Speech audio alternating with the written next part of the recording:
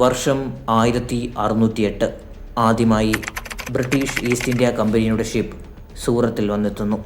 സ്പൈസസിൻ്റെ trade നടത്തുക എന്ന ലക്ഷ്യത്തോടെയാണ് ഇവർ ഇവിടെ എത്തിയത്. പിന്നീട് അവർക്ക് മനസ്സിലാകുന്നു ഈ രാജ്യം വളരെ സമ്പന്നമാണ്. കൂടാതെ അന്ന് ഇന്ത്യ ഭരിച്ചുകൊണ്ടിരുന്ന മുഗൾ റൂളേഴ്സ് വളരെയധികം വീക്കായിരിക്കുന്നു. ആഭ്യന്തര കലാപങ്ങൾ ഈ രാജ്യത്തിലുണ്ടാകുന്നു. ഈ ഒരു കാരണം ഹാഫ് ഓഫ് ദി 18th സെഞ്ച്വറിയോടെ ഇന്ത്യയെ അവരുടെ കൺട്രോളിലേക്ക് കൊണ്ടുവരുന്നു. എങ്ങനെയാണോ ടർക്കിഷ് റൂളേഴ്സ് തങ്ങളുടെ ആശയങ്ങൾ ഇന്ത്യയിൽ ഹിന്ദു കമ്മ്യൂണിറ്റിയിലും മറ്റ് കമ്മ്യൂണിറ്റിയിലുള്ളവരിലേക്കും സ്പ്രെഡ് ചെയ്തത്, അതുപോലെ തന്നെ ഇവരും തങ്ങളുടെ ആശയങ്ങളും എഡ്യൂക്കേഷനും ഇവിടെ സ്പ്രെഡ് ചെയ്യുന്നു. 1835 ലോർഡ് മക്കൗലെ ഇംഗ്ലീഷ് എഡ്യൂക്കേഷൻ ആക്ട് കൊണ്ടുവരുന്നു.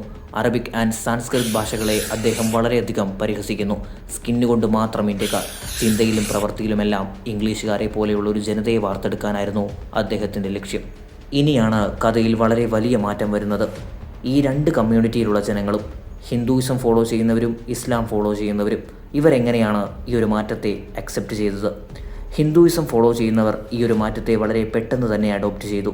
എങ്ങനെയാണോ ടർക്കിഷ് റൂളേഴ്സിനെ അവർ അക്സെപ്റ്റ് ചെയ്തത്, അതുപോലെ തന്നെ ഇംഗ്ലീഷുകാരെയും അവർ അക്സെപ്റ്റ് ചെയ്തു.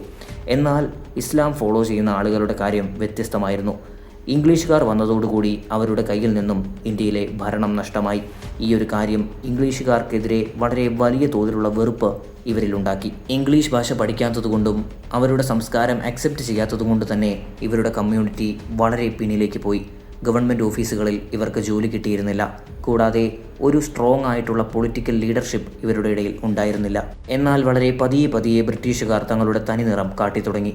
1857 ബ്രിട്ടീഷുകാർ ഇവിടെയുണ്ടായിരുന്ന രാജാക്കന്മാരുടെ സ്ഥലങ്ങൾ കയ്യേറി തുടങ്ങി. സതി നിർത്തലാക്കുകയും വിഡോ റീമാരേജ് ആക്ട് കൊണ്ടുവരികയും ചെയ്തു. ഇത് ഇവർക്കെതിരായ വളരെ വലിയ തോതിലുള്ള വെറുപ്പ് എല്ലാ കമ്മ്യൂണിറ്റിയിലുള്ള ജനങ്ങളിലും ഉണ്ടാക്കി. അങ്ങനെ ഇന്ത്യയിലെ എല്ലാ കമ്മ്യൂണിറ്റിയിലുള്ള ജനങ്ങളും ഒരുമിച്ച് ചേർന്ന് 1857 the first war of independence അല്ലെങ്കിൽ ശിപ്പായി ലഹള ബ്രിട്ടീഷുകാർക്കെതിരായി നടത്തുന്നു. ഈ ഒരു കലാപത്തിൽ 15% ബ്രിട്ടീഷേഴ്സും മരണപ്പെടുന്നു, അല്ലെങ്കിൽ അവരെ വധിക്കുന്നു. ഈ രണ്ട് കമ്മ്യൂണിറ്റിയിലുള്ള ജനങ്ങളും തമ്മിൽ വലിയ തോതിലുള്ള പ്രശ്നങ്ങൾ ഇല്ലായിരുന്നു എന്നത് വളരെ വ്യക്തമാണ്. അതിൻ്റെ ഏറ്റവും വലിയ തെളിവ് ബഹദൂർ ഷാ സെക്കൻഡിനെയാണ് ഇവർ രണ്ടുപേരും ചേർന്ന് തങ്ങളുടെ നേതാവായി സെലക്ട് ചെയ്തത്. ഈ ഒരു റിവോൾട്ടിൻ്റെ അവസാനമായി ബ്രിട്ടീഷുകാർക്കൊരു കാര്യം മനസ്സിലായി: ഇസ്ലാമിക് കമ്മ്യൂണിറ്റി ഇവരുടെ ശത്രുക്കളാണ്. ഇന്നും ഈ രാജ്യത്ത് ഏകത്വമുണ്ട്, അതിനെ വേണം ആദ്യം തകർക്കാൻ. പിന്നീട് ഈ രാജ്യത്തെ ഏകത്വം നശിപ്പിക്കാനായി അവർ പല പോളിസീസും കൊണ്ടുവരുന്നു. എന്നാൽ ഈ ഒരു സമയത്താണ് മറ്റൊരു വ്യക്തിയുടെ കടന്നുവരവ്. ഇദ്ദേഹത്തിന്റെ ഫാദർ ഉൾപ്പെടെ മുഗൾ ദർബാറിൽ ജോലി ചെയ്തിരുന്ന വ്യക്തിയാണ്. മുഗൾസിന്റെ തകർച്ച കണ്ടതോടെ തന്നെ ഇദ്ദേഹം ബ്രിട്ടീഷുകാരുടെ ഫേവറിൽ വർക്ക് ചെയ്യാൻ തുടങ്ങി.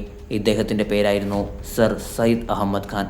ഈ ഒരു സമയത്ത് തന്നെയാണ് ഇദ്ദേഹം തൻ്റെ the causes of the Indian revolt എന്ന തൻ്റെ പാംഫ്ലെറ്റ് എഴുതുന്നു. ഇതിൽ മുസ്ലിംസ് അല്ല ഈ ഒരു റിവോൾട്ടിന് കാരണം, മറിച്ച് ബ്രിട്ടീഷുകാരുടെ പോളിസീസ് ആണെന്ന് അദ്ദേഹം പറയുന്നു. ഇസ്ലാമിക് കമ്മ്യൂണിറ്റി ഇംഗ്ലീഷ് എഡ്യൂക്കേഷനെയും കൾച്ചറിനെയും അക്സെപ്റ്റ് ചെയ്യണം. കൂടാതെ തങ്ങൾ ഒരിക്കലും ബ്രിട്ടീഷുകാരുടെ ശത്രുക്കളല്ല, തങ്ങൾ ഒരു ഫ്രണ്ട്ലി റിലേഷൻഷിപ്പാണ് ഇവരുമായി ആഗ്രഹിക്കുന്നത്. ഇതിനു പുറമെ ഹിന്ദുക്കളുമായി തങ്ങൾക്ക് യാതൊരുവിധ പ്രശ്നവുമില്ല. ഒരു തവണ അദ്ദേഹം പറഞ്ഞ വാക്കുകളാണിവ: both Hindu and Muslims with the same eyes and consider them as my own eyes. We Hindus and Muslims live together under the same soil and under the same government. Our interests and problems are common and therefore I consider the two factions as one nation. എന്നാൽ അദ്ദേഹത്തിന്റെ ഇതേ വാക്കുകളെ തന്നെ കുറച്ച് നാളുകൾക്ക് ശേഷം അദ്ദേഹം മാറ്റി പറയാൻ പോവുകയായിരുന്നു. എന്നാൽ എന്തുകൊണ്ട്? വർഷം 1872 ബ്രിട്ടീഷ് ഇന്ത്യ ആദ്യമായി തങ്ങളുടെ സെൻസസ് പുറത്തുവിടുന്നു. അന്ന് ഇന്ത്യയിൽ ഹിന്ദുയിസം ഫോളോ ചെയ്യുന്ന 73% ആളുകളും ഇസ്ലാം ഫോളോ ചെയ്യുന്ന 21% ആളുകളുമായിരുന്നു ഉണ്ടായിരുന്നത്. ഇനിയാണ് യഥാർത്ഥ പ്രശ്നങ്ങൾ ആരംഭിക്കുന്നത്. എങ്ങനെയാണ് ഇൻസെക്യൂരിറ്റി ഹെയ്റ്റിലേക്ക് മാറുന്നത് എന്ന് നമുക്ക് നോക്കാം. മുസ്ലിം കമ്മ്യൂണിറ്റിക്ക് ഒരു കാര്യം മനസ്സിലായി: തങ്ങളുടെ പോപ്പുലേഷൻ 1/3 പോലുമില്ല. കൂടാതെ ഇംഗ്ലീഷ് എഡ്യൂക്കേഷൻ അക്സെപ്റ്റ് ചെയ്യാത്തതുകൊണ്ട് തന്നെ ഓൾറെഡി തങ്ങൾക്ക് ഗവൺമെൻറ് സ്ഥാപനങ്ങളിൽ ജോലിയില്ല. ഇതേ കാഴ്ചപ്പാട് തന്നെയായിരുന്നു ഹിന്ദുക്കളുടെയും. മുസ്ലിങ്ങളുടെ പോപ്പുലേഷൻ കൂടി വരുന്നു. സത്യത്തിൽ ഇന്ത്യൻ ജനത ബ്രിട്ടീഷുകാർ വിരിച്ച ആ ഒരു വലയിൽ വീണു. എന്നാൽ ഒരു കാര്യം സത്യമായിരുന്നു: അന്ന് ഇന്ത്യയിൽ ഉണ്ടായിരുന്ന മജോറിറ്റി ആളുകളുടെ ആൻസിസ്റ്റേഴ്സും ഹിന്ദുക്കളായിരുന്നു. വർഷമെത്തുന്നു 1875. ഹിന്ദുക്കളുടെ വെസ്റ്റേണൈസേഷനെതിരെയായും ഇസ്ലാമിനെതിരെയായും ദയാനന്ദ സരസ്വതിയുടെ നേതൃത്വത്തിൽ ആര്യ സമാജം രൂപപ്പെടുന്നു. ഇവരുടെ അഭിപ്രായത്തിൽ ഇസ്ലാം എന്ന ഈ ഒരു റിലീജിയൻ റിലീജിയന് യാതൊരു വിധത്തിലുമുള്ള സോളിഡ് ഫൗണ്ടേഷൻ ഇല്ല. ഇതുപോലെ ഒരു റിലീജിയൻ എക്സിസ്റ്റ് ചെയ്യാനേ പാടില്ല. ഇവരുടെ പ്രവർത്തനങ്ങളെല്ലാം തന്നെ ഇസ്ലാം മതവിശ്വാസികളെ ഖനിക്കുന്ന രീതിയിലായിരുന്നു. അതായത് അവരുടെ വിശ്വാസങ്ങളെ ഇവർ പൂർണ്ണമായും സപ്രസ് ചെയ്യുന്ന രീതി. മറ്റ് റിലീജിയനുകളെ ഫോളോ ചെയ്തിരുന്ന ആളുകളെ ഇവർ ഹിന്ദുയിസത്തിലേക്ക് കൺവേർട്ട് ചെയ്യാൻ തുടങ്ങി. ഇത് ഓൾറെഡി ഒരു ഇൻസെക്യൂരിറ്റി ഇസ്ലാംസിലുണ്ടായിരുന്നതിനെ വളരെയധികം കൂട്ടി. തങ്ങൾക്ക് എഡ്യൂക്കേഷൻ ഇല്ല, പോപ്പുലേഷൻ കുറവാണ്. ഇതിനു പുറമെ ഭാഷാപരമായിട്ടുള്ള കോൺഫ്ലിക്റ്റുകളും അന്ന് രാജ്യത്ത് വളരെ കൂടുതലായിരുന്നു. ഉറുദു എന്ന ഭാഷയെ സപ്രസ് ചെയ്യാൻ അവർ പരമാവധി ശ്രമിച്ചു. ഈ സംഭവങ്ങളെല്ലാം മുസ്ലിംസിൻ്റെ ഉള്ളിൽ വളരെ വലിയ തോതിലുള്ള പേടി ജനിപ്പിച്ചു. തങ്ങളുടെ റിലീജിയനെ ഇല്ലാതാക്കാനുള്ള ശ്രമങ്ങളാണ് നടന്നു വരുന്നത്. ഇതിനെതിരായി പ്രതികരിക്കേണ്ടിയിരിക്കുന്നു. അങ്ങനെ വർഷം 1885 എത്തുന്നു. ഇന്ത്യൻ നാഷണൽ കോൺഗ്രസ്, ഈ രാജ്യത്തെ മുഴുവൻ ആളുകളുടെയും റെപ്രസെൻറ്റേഷൻ, ഇന്ത്യൻ രാഷ്ട്രീയത്തെ തന്നെ മാറ്റിമറിച്ച പാർട്ടി. എന്നാൽ ഈ ഒരു പാർട്ടിയിലും മെജോറിറ്റിയിൽ ഹിന്ദുക്കളായിരുന്നു. ഇത് ഇസ്ലാമിക് കമ്മ്യൂണിറ്റിയുടെ ഇൻസെക്യൂരിറ്റീസ് വീണ്ടും കൂട്ടി. അങ്ങനെ 1888 സർ സയ്യിദ് അഹമ്മദ് ഖാൻ മീററ്റിൽ ഒരു സ്പീച്ച് നടത്തുന്നു. That some Hindus, I do not speak of all the Hindus but only of some, think that by joining the Congress and by increasing the power of the Hindus, they will perhaps be able to suppress those Mohammedan religious rites which are opposed to their own, and by all uniting, annihilate them. Now, suppose that all English and the whole English army were to leave India, taking with them all their cannon and their splendid weapons and everything. Then who would be rulers of India? Is it possible that under these circumstances, two nations, the Mohammedans and the Hindus, could sit on the same throne and remain equal in power? Most certainly not. It is necessary that one of them should conquer the other and thrust it down. To hope that both could remain equal is to desire the impossible and the inconceivable. പിന്നീട് ഈ ഒരു സ്പീച്ചിനെ മുൻനിർത്തിയാണ് പാകിസ്ഥാൻ എന്ന പുതിയ രാഷ്ട്രത്തിന്റെ base രൂപപ്പെടുന്നത്. ഈ ഒരു സമയത്ത് തന്നെ ലക്നൌവിൽ ഇദ്ദേഹം നടത്തിയ മറ്റൊരു സ്പീച്ചിനെ പറ്റി പറയേണ്ടത് വളരെ അത്യാവശ്യമാണ്. ആ ഒരു സമയത്ത് കോൺഗ്രസിന്റെ ഭാഗത്ത് നിന്ന് ഒരു ഡിമാൻഡ് ഉണ്ടാവുകയാണ്. വൈസ്രോയ് കൗൺസിലിലേക്ക് സാധാരണ ആളുകളിൽ നിന്നും കുറച്ചുപേരെ സെലക്ട് ചെയ്യണം. Mathematics that there will be 4 votes for the Hindu to every 1 vote for the Mohammedan.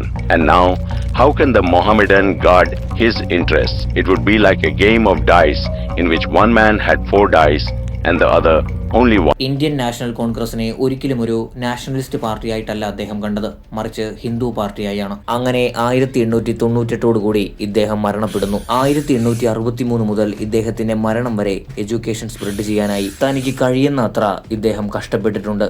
ഇന്ന് നിങ്ങൾ കാണുന്ന അലിഗഡ് യൂണിവേഴ്സിറ്റി ഇദ്ദേഹത്തിന്റെ കോൺട്രിബ്യൂഷനാണ്. അങ്ങനെ 19ാം നൂറ്റാണ്ട് അവസാനിച്ച് 20ാം നൂറ്റാണ്ട് ആരംഭിക്കുന്നു. 20ാം നൂറ്റാണ്ടോടുകൂടി ബംഗാൾ എന്ന ഈ ഒരു പ്രദേശം നാഷണലിസ്റ്റ് ഹബ്ബായി മാറുകയാണ്.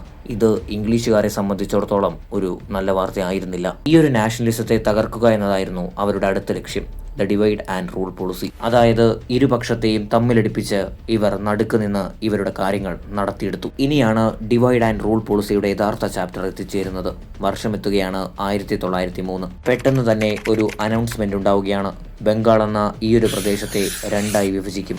വെസ്റ്റിൽ മജോറിറ്റി ഹിന്ദുക്കളായിരിക്കും, ഈസ്റ്റിൽ മജോറിറ്റി ഇസ്ലാമായിരിക്കും. എന്നാൽ ബ്രിട്ടീഷേഴ്സിന്റെ അനുമാനങ്ങൾക്കെല്ലാം വിരുദ്ധമായി ഈ 2 കമ്മ്യൂണിറ്റിയിലുള്ള ആളുകളും ഈ ഒരു പാർട്ടീഷനെ ശക്തമായി എതിർക്കുന്നു. അങ്ങനെ 1904 ഫെബ്രുവരിയിൽ viceroy of India Lord Curzon east ബംഗാളിൽ എത്തിച്ചേരുകയും ഇസ്ലാമിനായി സംസാരിക്കുകയും ചെയ്യുന്നു. അവരുടെ രക്ഷകനായാണ് ഇദ്ദേഹത്തെ തന്നെ പ്രസന്റ് ചെയ്യുന്നത്.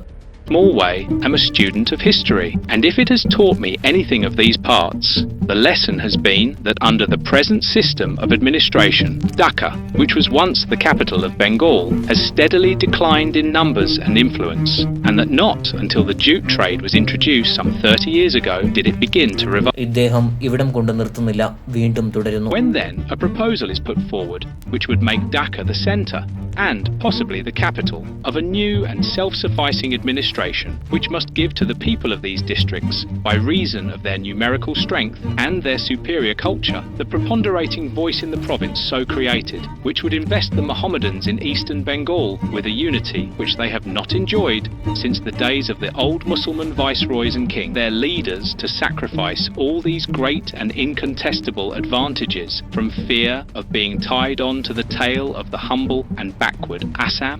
Is it not transparent, gentlemen, that you must must be the head and heart of any such new organism, instead of the extremities? And do you really mean to be so blind to your own future as to repudiate the ഇത്രയും കേട്ട താമസം ഇസ്ലാംസിനെ സംബന്ധിച്ചിടത്തോളം ഇദ്ദേഹം നമ്മെ രക്ഷിക്കാൻ വന്നവരാണെന്നുള്ള തെറ്റിദ്ധാരണ അവരിലുണ്ടായി.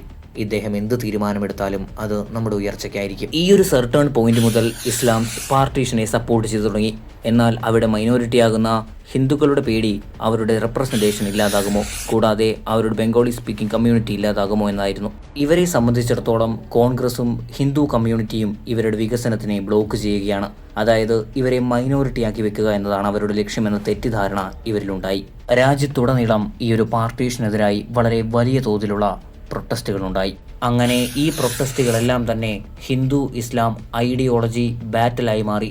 എങ്ങനെയാണോ ബ്രിട്ടീഷുകാർ ഈ ഒരു രാജ്യത്തെ സെപ്പറേറ്റ് ചെയ്യാൻ ആഗ്രഹിച്ചത് അത് നടന്നു. The divide and rule policy. അങ്ങനെ ബംഗാൾ രണ്ടായി വിഭജിക്കപ്പെട്ടു. ബംഗാളിന്റെ ഈ ഒരു വിഭജനം ഈ രണ്ട് കമ്മ്യൂണിറ്റിയുടെ ഉള്ളിലും വളരെ വലിയ തോതിലുള്ള പിളർപ്പുകൾ ഉണ്ടാക്കി. ഇനിയാണ് മതത്തിന്റെ പേരിലുള്ള വിഭജനം ഉണ്ടാകാൻ പോകുന്നത്. അതായത് ഇന്ത്യ രണ്ടായി പിളരുകയാണ്. ഈ ഒരു വീഡിയോയുടെ കൺക്ലൂഷനിലേക്ക് എത്തുമ്പോൾ അന്ന് ചെറിയ തോതിൽ മാത്രം കോൺഫ്ലിക്റ്റുകൾ ഉണ്ടായിരുന്ന ഈ രണ്ട് കമ്മ്യൂണിറ്റികളുടെ ഇടയിലും വളരെ വലിയ തോതിലുള്ള കോൺഫ്ലിക്റ്റുകൾ ബംഗാളിൻ്റെ വിഭജനത്തിന് ശേഷം സംഭവിക്കുന്നു. മതത്തിൻ്റെ പേരിൽ ഈ ഒരു രാജ്യത്തെ അവർ രണ്ടായി വിഭജിച്ചു. എന്നാൽ അതെങ്ങനെ നടന്നു? ബ്രിട്ടീഷുകാരുടെ ഡിവൈഡ് ആൻഡ് റൂൾ പോളിസി എങ്ങനെയാണ് ഇന്ത്യയെ എഫക്റ്റ് ചെയ്തത്? അതെങ്ങനെ 1947 പാർട്ടീഷനിലേക്ക് വഴിതെളിച്ചു? ഈ ചോദ്യങ്ങളുടെ എല്ലാം ഉത്തരം ഈ ഒരു വീഡിയോയുടെ 3ാം ഭാഗത്തിൽ നിങ്ങൾക്ക് ലഭിക്കുന്നതാണ്. ഞങ്ങളുടെ എഫേർട്സ് നിങ്ങൾക്ക് ഇഷ്ടമായെങ്കിൽ വീഡിയോയ്ക്ക് ഒരു ലൈക്ക് നൽകാനും ചാനൽ സബ്സ്ക്രൈബ് ചെയ്ത് നോട്ടിഫിക്കേഷൻ ബെൽ ഓളിൽ എനേബിൾ ചെയ്യാനും മറക്കരുത്.